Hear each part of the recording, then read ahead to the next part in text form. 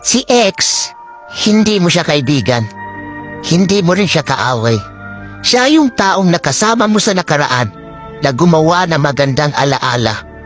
Pero hindi na siya parte ng buhay mo sa ngayon kasi wala na kayong dalawa. Pwede siya yung dahilan kung bakit nasaktan ka ng sobra-sobra. Pero siya naman yung rason kung bakit marami ka natutunan sa pag-ibig. Kaya kung babalik man siya ulit sa buhay mo at magpaparamdam ulit, it's your choice. Kaya paano ka mabubuo ulit ang sarili mo kung tatanggapin mo yung tao na sumira ng pagkatao mo? Kaya lagi mong tatandaan, kaya lapis ang gamit ng mga bata para ipaalam sa kanila na ang mali ay pwede pang itama.